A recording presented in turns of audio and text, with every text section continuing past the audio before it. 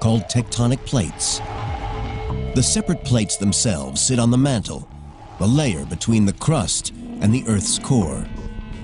Although the mantle is made of rock, the heat and pressure deep down mean it's flexible enough to allow the plates above to move up to several inches a year.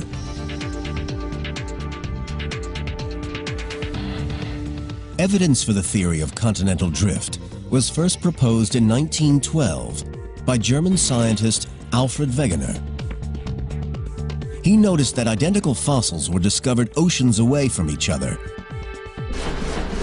Paleontologist Professor Mark McMenamin of Mount Holyoke College in Massachusetts is an expert in fossil records. Wegener noted that a freshwater organism cannot cross a salty sea. And so if you find the fossils of a freshwater organism or a land creature on two continents that are now greatly separated by distance, they must once have been closer together. By identifying like fossils on different continents, scientists can map which continents were joined in the past. The fossil distributions will tell us where fossils occur and how the continents must have been juxtaposed. Fossils that are identical but occurring in very different parts of the world imply that the continents have drifted. When he first proposed his theory of continental drift, Wegener was laughed at. The idea that continents could actually move was considered preposterous. The problem was, he didn't know how the continents moved. The missing mechanism wasn't discovered until the 1960s. Plate tectonics is powered by heat. Plate tectonics is being largely driven by the fact that the interior of the Earth is much hotter than the surface. The temperature at the center of the core is 10,000 degrees Fahrenheit. It's as hot as the outer parts of the sun. Much of the heat is left over from the collisions and massive bombardment during the early days of the Earth. The rest comes from radioactive decay of heavy elements in the core. Heat escaping from the core creates convection currents in the next layer of the Earth, the mantle. The process is like a lava lamp, where heat from the bulb at the bottom creates convection currents in the oil, pushing the synthetic lava upward. The heat melts part of the mantle and sends plumes of magma, molten rock, rising to the surface. It rises between cracks in the plates, creating new rock that pushes the plates apart. I think that plate tectonics is virtually inescapable on this planet. It's an exceedingly efficient way to cool the interior of the Earth. This formation of new rock splits apart and separates the plates and the continents sitting on them. Today, the majority of this new rock forms under the sea, creating vast interconnected volcanic mountain ranges that extend through all the major oceans of the world. One range can clearly be seen at the bottom of the Atlantic Ocean, along the Mid-Atlantic Ridge. It stretches more than 12,000 miles from the sub-Antarctic to the Arctic. It comes to the surface in a few places. Iceland was created from volcanic lava, bubbling up at the junction between the North American and Eurasian plates. It's one of the few places on Earth that one can actually see continents being pushed apart. We are watching here geological structures that you cannot really watch anywhere else. It's like a big textbook of geology. This is where the Earth's crust is being made. Páll Einarsson, professor of geophysics at the University of Iceland, monitors the mid-ocean ridge where the continental plates are splitting apart. The ridge in Iceland is almost 3 miles wide. On one side is the North American plate, on the other side, the Eurasian plate. The rift here grows as new rock forms at its center, pushing North America and Europe away from each other. The Atlantic Ocean widens, and the two continents drift apart. Eventually, the Atlantic could become as big as the Pacific. To measure how fast they're splitting, Einarsson takes global positioning system readings at specific points along the plate margin. We put the antenna right on top of the point, and then we can calculate the exact position of this point in the world with respect to the center of the Earth. Although the ridge appears calm and there's no magma rising to the surface, Einarsson's measurements show that the two continents are drifting apart by around an inch a year. So by the end of the century, Europe and America will be almost 8 feet further apart. The movement in Iceland is typical of the processes shaping the continents since their birth 4.4 billion years ago. It's part of the great cycle of the Earth's continents. The new crust, created at the mid-ocean ridge, moves away, cools, and eventually sinks back into the Earth. When the first proto-continents formed, there were several interconnecting tectonic plates, constantly bumping and grinding against each other, pushing the new land over the planet. Today, the Earth has over a dozen plates, some colliding together, some moving apart.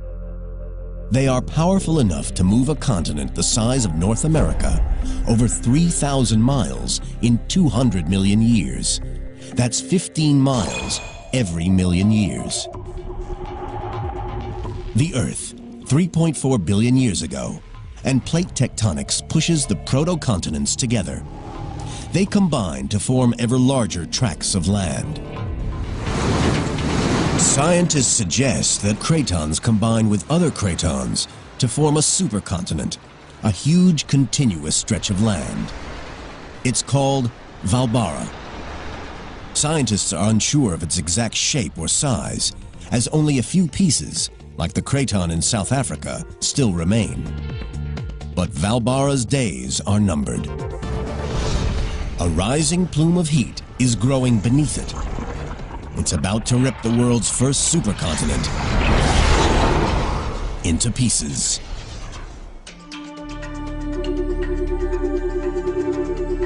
$2.7 billion years ago, Hvalbára, the world's first supercontinent, still dominates the planet. But plate tectonics, powered by heat from the Earth's core, is about to split it apart. Rock is a good insulator. When a continent gets very large, the rock traps heat beneath it.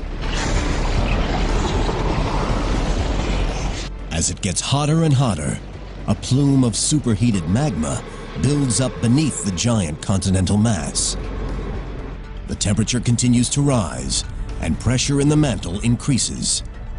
Eventually, the crust can no longer contain the pressure, and the hot lava breaks through, ripping the land apart.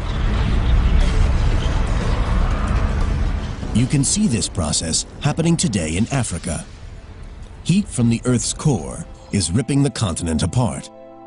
A giant rift valley runs from the Red Sea down to Mozambique. Giant cracks are opening up in the land. Volcanoes, like Kilimanjaro, mark spots where molten rock have risen to the surface in the past. In 10 million years, the eastern half of the continent will have split away. The molten lava trapped beneath the giant supercontinent of Hvalbára eventually smashes through the surface rock. The continent ruptures into several smaller pieces. These bits of land sail across the Earth. But nobody knows what happens to them or what the planet looks like at this time. The Earth is entering the Dark Ages. It is over 2.5 billion years since it was formed. It will be over 1 billion years before another supercontinent forms.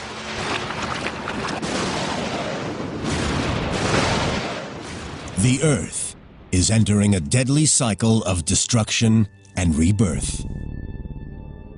The theory of continental drift suggests that we go through cyclic phases of continental dispersion and then continental collision. And the continents then seem to move apart from one another and then collide with one another over a maybe 100 million year or more time scale. When a large continent splits apart, the separate pieces travel away from each other, pushed by the creation of new land at the ridge between plates. Because the Earth has a constant surface area, the same amount of land created must be absorbed into the Earth.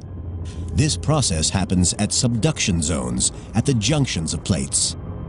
At a subduction zone, crust dives down into the mantle to be melted to form new rock. When the plate subducts into the Earth, it brings two pieces of land together. When they collide, a new supercontinent starts to form. It is now 1.1 billion years ago on our timeline, and the next known supercontinent has formed. Its name is Rodinia, and it holds almost all of the continental rock on the surface of the Earth. Still, no one knows exactly what it looked like, but at its heart is an area that will eventually become North America. 350 million years later, the cycle of annihilation and creation starts again as the buildup of heat beneath the surface of the Earth tears Rodinia apart.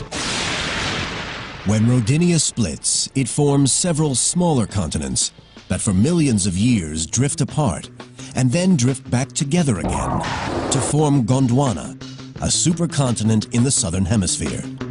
Eventually, after several 100 million years, Gondwana slowly splits apart.